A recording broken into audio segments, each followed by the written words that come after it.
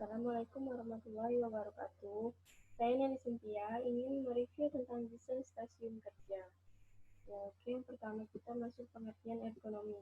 Salah satu definisi dari ergonomi yang menitik beratkan pada penyesuaian desain terhadap manusia adalah yang dikemukakan oleh Anis dan MC Conwell pada tahun 1996 dan Manuaba pada tahun 1999.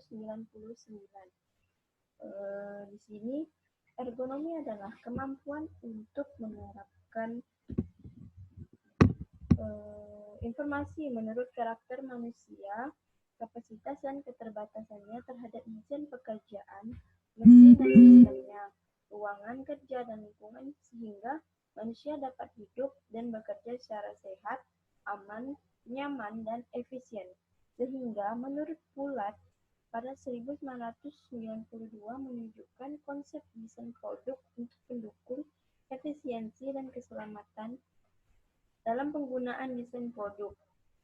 Di sini agar setiap desain produk dapat memenuhi keinginan pemakainya, jadi harus dilakukan melalui beberapa pendekatan sebagai berikut. Di sini yang pertama kita harus mengetahui kebutuhan pemakainya.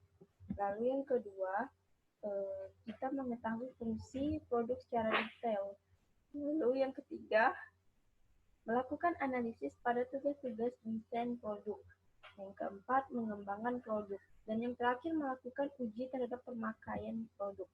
Di sini suatu desain produk disebut ergonomis apabila secara antropometris, faal, biomekanik, dan psikologis kompatibel dengan manusia pemakainya. Di dalam mendesain suatu produk, maka harus berorientasi pada production friendly, distribution friendly, installation friendly, operation friendly, dan maintenance friendly. Oke, kita lanjut di sini. Pendekatan dalam desain stasiun kerja secara umum baik dalam memodifikasi atau meredesain stasiun kerja yang sudah ada maupun mendesain stasiun kerja baru, para perancang sering dibatasi oleh faktor finansial maupun teknologi seperti keleluasaan modifikasi, ketersediaan ruangan, lingkungan, ukuran frekuensi, alat yang digunakan, kesinambungan pekerjaan, dan populasi yang menjadi target. Dalam demikian, desain dan redesain harus selalu berkompromi antara kebutuhan biologis operator dengan kebutuhan stasiun kerja fisik, baik ukuran manusia maupun fungsi alat dalam stasiun kerja. Kompromi untuk kesesuaian tersebut perlu mempertimbangkan antropometri dan lokasi elemen, mesin terhadap posisi kerja, jangkauan, pandangan, ruang gerak, dan interface antara tubuh operator dengan mesin. Di samping itu, teknik dalam mendesain stasiun kerja harus mulai dengan identifikasi variabilitas populasi dengan pemakaian yang didasarkan pada faktor-faktor seperti etnis, jenis kelamin, dan umur, lalu dan sebagainya. Di sini, menurut Das dan Sangupta pada tahun 1993, pendekatan secara sistemik untuk menentukan dimensi stasiun kerja dapat dilakukan dengan cara sebagai berikut. Yang pertama, kita harus mengidentifikasi variabilitas populasi pemakai yang didasarkan pada etnik, jenis, kelamin, dan umur. Lalu yang kedua, mendapatkan data antropometri yang relevan dengan populasi pemakai. Lalu yang kedua, dalam pengukuran antropometri, perlu mempertimbangkan pakaian, sepatu, dan posisi normal. Lalu yang keempat, menentukan kisaran ketinggian dari pekerjaan utama. Penyediaan kursi dan meja kerja yang dapat di-setel sehingga operator kemungkinan bekerja dengan sikap duduk maupun berdiri secara bergantian. Lalu yang kelima, ada tata letak dari alat-alat tangan. Kontrol harus dalam kisaran jangkauan optimum. Lalu yang keenam, menempatkan display yang tepat sehingga operator dapat melihat objek dengan pandangan yang tepat dan nyaman. Lalu yang terakhir, ada review terhadap desain stasiun kerja secara berkala. Di sini, bagan hubungan atau interaksi antara operator dengan komponen kerja. Yang pertama, itu ada software. software, lalu yang kedua itu ada hardware. Hardware lalu eh, dia akan mempengaruhi oleh operator dan lingkungan fisik. Lalu lingkungan fisik timbal balik dengan operator. Di sini juga operator ada timbal baliknya dengan organisasi. Begitupun sebaliknya. Di sini ada komponen dalam sistem kerja. Lalu yang pertama di sini ada hardware. Hardware di sini komponennya hardware. Lalu area desainnya, desain dan tata letak komponen. Lalu pertimbangannya yaitu ada proses, peralatan dan akses. Lalu yang kedua ini ada operator. Di sini area desainnya yang pertama karakteristik fisik kecakapan. Di sini ada pertimbangannya karakteristik tubuh, kekuatan, kapasitas kerja, postur tubuh, kelelahan dan ketahanan. Dan di sini ada yang kedua penerima informasi dan proses. Di sini pertimbangannya yaitu panca indera atau penglihatan, pendengaran dan sebagainya, perhatian, daya ingat dan sebagainya. Lalu di sini ada yang terakhir karakteristik individu dan sosial. Pertimbangannya ya seperti umur, jenis kelamin, latar belakang, budaya, suku, keterampilan, training, motivasi, kepuasan kerja, interest, kejenuhan dan perilaku. Di sini ada software. Software yaitu area desainnya seperti performansi bebas kesalahan. Di sini pertimbangannya yaitu standar operasi, buku, penuntun, dan simbol. Di sini ada lingkungan area desainnya yaitu performansi yang aman dan selamat. Pertimbangannya yaitu iklim kerja, kebisingan, penerangan, vibrasi mekanik, dan ventilasi. Di sini ada organisasi. Organisasi yaitu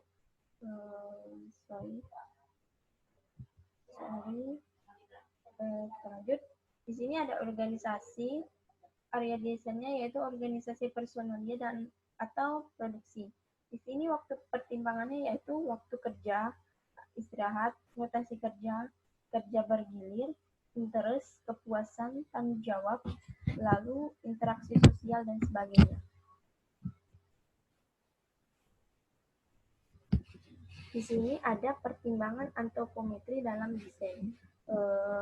Menurut Anis dan NC Confield pada tahun 1996 membagi aplikasi ergonomi dalam kaitannya dengan antropometri menjadi dua divisi utama, yaitu yang pertama, ergonomi berhadapan dengan tenaga kerja mesin beserta sarana pendukung lainnya dan lingkungan kerja.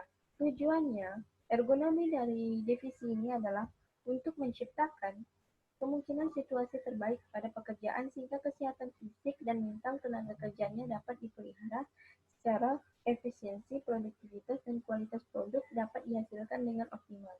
Lalu yang kedua, ergonomi berhadapan dengan karakteristik produk bagi yang berhubungan dengan konsumen atau pemakai produk. Di sini menentukan ukuran stasiun kerja, alat kerja, dan produk pendukung lainnya. Data antropometri tenaga kerja memegang peranan penting. Menurut Sutarman pada tahun 1972 bahwa dengan mengetahui ukuran antropometri tenaga kerja akan dibuat suatu desain alat-alat kerja yang sepadan bagi tenaga kerja yang akan menggunakan dengan harapan menciptakan kenyamanan, kesehatan, keselamatan, dan estetika kerja. Oke, kita lanjut di sini. Metzler pada tahun 1995 menjelaskan bahwa faktor manusia harus selalu diperhitungkan dalam setiap desain produk dan stasiun kerja. Di sini hal tersebut didasarkan pada pertimbangan sebagai berikut. Yang pertama, manusia adalah berbeda satu sama lainnya. Contoh, orang tua mungkin tidak sekuat dan sehat, secerdas atau setajam orang yang lebih muda. Kita sadar bahwa orang tua mempunyai banyak pengalaman dan kemampuan, tetapi kita jarang memperhitungkan mereka saat mendesain alat atau stasiun kerja, sehingga mereka tidak dapat bekerja secara optimal. Lalu, di sini yang kedua, manusia mempunyai keterbatasan. Manusia sering mempunyai keterbatasan, baik fisik maupun mental. Contoh yang pertama, keterbatasan fisik. Letak tombol-tombol operasional dan kontrol panel Ada mesin yang didesain berdasarkan ukuran panjang jangkauan orang tertinggi atau seperti orang Eropa dan Amerika. Maka orang yang lebih pendek atau seperti orang Asia termasuk Indonesia tidak dapat menjangkau kontrol panel tersebut dengan alamiah, sehingga menyebabkan sikap paksa dan mungkin dapat menyebabkan kesalahan operasional. Lalu yang contoh kedua, keterbatasan mental. Kemampuan manusia dalam proses informasi juga sering mengalami pembebanan berlebihan, sehingga kesalahan dan keputusan yang tidak benar sering terjadi saat keterbatasan manusia terlampaui. Lalu yang ketiga, manusia selalu mempunyai harapan tertentu dan prediksi terhadap apa yang ada di sekitarnya. Lalu kita lanjut, jenis pengukuran antropometri. Di sini secara umum, pengukuran antropometri dapat dibedakan menjadi dua jenis, yaitu pengukuran antropometri pengukuran tropometri statis dan antropometri dinamis. Dalam tulisan ini hanya disajikan jenis pengukuran antropometri statis. Pemilihan mata ukur antropometri baik statis maupun dinamis dapat ditentukan berdasarkan fungsi dan kegunaannya. Sebagian atau keseluruhan mata ukur antropometri. Alat ukur yang harus digunakan untuk mengukur antropometri adalah antropometer. Pada pengukuran posisi duduk harus disediakan bangku atau kursi dengan ukuran 40 x 40 x 40 cm tanpa sandaran pinggang. Oke, kita lanjut. Di sini ada pengukuran antropometri statis. Jenis pengukuran ini biasanya dilakukan dalam dua posisi, yaitu posisi berdiri dan duduk di kursi. Mata ukur antropometri statis ini meliputi yaitu yang pertama posisi berdiri, yang pertama tinggi badan, kedua tinggi mata, tinggi bahu, ada tinggi siku, tinggi pinggang, tinggi tulang pinggul, tinggi kepalan tangan posisi siap, lalu tinggi kepalan tangan, lalu di sini jangkauan atas, panjang depak, panjang lengan, lalu ada panjang lengan atas, dan ada panjang lengan bawah, lalu ada lebar bahu, dan yang terakhir ada lebar dada. Di sini yang kedua posisi duduk. Posisi duduk yang pertama tinggi kepala, yang kedua tinggi mata, yang ketiga ada tinggi bahu, ada tinggi siku, ada tinggi pinggang, tinggi tulang pinggul, ada panjang butok lutut, lalu ada panjang butok sampai popliteal atau lekuk lutut, ada tinggi telapak kaki sampai lutut, ada tinggi telapak kaki hingga popliteal lekuk lutut, ada panjang kaki atau tungkai ujung jari kaki, dan yang terakhir tebal paha. Di sini ada desain stasiun kerja dan tempat kerja duduk. Di sini menurut Ganjian pada tahun 1993 berpendapat bahwa bekerja dengan posisi duduk mempunyai keuntungan antara lain pembebanan pada kaki, pemakaian energi, dan keperluan untuk sirkulasi darah dapat dikurangi. Namun demikian, kerja dengan sikap duduk terlalu lama dapat menyebabkan otot perut melembek dan tulang belakang melengkung sehingga cepat lelah. Sedangkan menurut Clark pada 1996 menyatakan bahwa desain stasiun kerja dengan posisi duduk mempunyai derajat stabilitas tubuh yang tinggi, mengurangi kelelahan dan keluhan subjektif bila bekerja lebih dari 2 jam.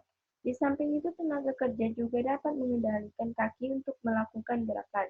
Menurut Pulat 1992, memberikan pertimbangan tentang pekerjaan yang paling baik dilakukan dengan posisi duduk adalah sebagai berikut. Yang pertama, pekerjaan yang memerlukan kontrol dengan teliti pada kaki. Lalu yang kedua, pekerjaan utama adalah menulis atau memerlukan ketelitian pada tangan. Yang ketiga, tidak diperlukan tenaga dorongan yang besar. Yang keempat, objek yang dipegang tidak memerlukan tangan. Lalu bekerja pada ketinggian lebih dari 15 cm dari landasan kerja. Yang kelima, diperlukan tingkat kestabilan tubuh yang tinggi. Yang keenam, pekerjaan yang dilakukan pada waktu yang lama. Di sini, menurut Sanders dan Ensikolnik pada 1987, memberikan pedoman untuk mengatur ketinggian landasan kerja pada posisi duduk sebagai berikut. Yang pertama, jika memungkinkan menyediakan meja yang dapat diatur turun dan naik. Yang kedua, landasan kerja harus memungkinkan lengan menggantung pada posisi rileks dari bahu dengan lengan bawah mendekati posisi horizontal atau sedikit menurun atau sloping down slightly. Dan yang terakhir ini, ada ketinggian landasan kerja tidak memerlukan fleksi tulang belakang yang berlebihan. Di sini ada desain stasiun kerja dan sikap berdiri. Pada desain stasiun kerja berdiri, apabila tenaga kerja harus bekerja untuk periode yang lama, kelelahan menjadi utama. Untuk meminimalkan pengaruh kelelahan dan keluhan subjektif harus didesain agar tidak terlalu banyak menjangkau, membungkuk, dan melakukan gerakan dengan posisi kepala yang tidak alamiah. Lalu di sini menurut Pulat pada 1992 dan menurut Clark pada 1996 memberikan pertimbangan tentang pekerjaan yang paling baik dilakukan dengan posisi berdiri adalah sebagai berikut. Tidak tersedia tempat untuk kaki dan lutut. Yang kedua, harus memegang objek yang berat atau lebih dari 4,5 kilo. Yang ketiga, sering menjangkau ke atas, ke bawah, dan ke samping. Dan yang keempat, sering dilakukan pekerjaan dengan menekan ke bawah. Dan yang terakhir, diperlukan mobilitas tinggi. Dan ini menurut Ganjen pada 1993 memberikan rekomendasi ergonomis tentang ketinggian landasan kerja posisi berdiri. Didasarkan pada ketinggian siku berdiri sebagai berikut. Yang pertama, untuk pekerjaan memerlukan ketelitian dengan maksud untuk mengurangi pembebanan statis pada otot bagian belakang. Tinggi landasan kerja hingga 5-10 cm di atas tinggi siku berdiri. Yang kedua, selama kerja manual, di mana pekerja sering memerlukan ruangan untuk pekerjaan, untuk peralatan, material, dan kontainer dengan berbagai jenis. Tinggi landasan kerja yaitu 10-15 cm di bawah tinggi siku berdiri. Dan yang ketiga, untuk pekerjaan yang memerlukan penekanan dengan kuat, tinggi landasan kerja yaitu 15-40 cm di bawah tinggi siku berdiri. Ketinggian landasan kerja dan untuk sikap berdiri.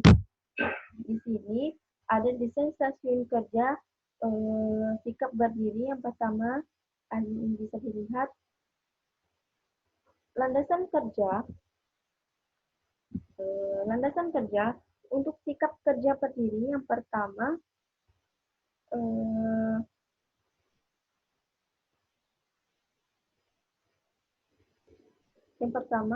pekerjaan memerlukan penekanan. Yang kedua, memerlukan ketelitian. Lalu yang ketiga, sikap berdiri tegak. Ini di sini ada desain stasiun kerja sikap dinamis. Menurut Clark, pada 1996,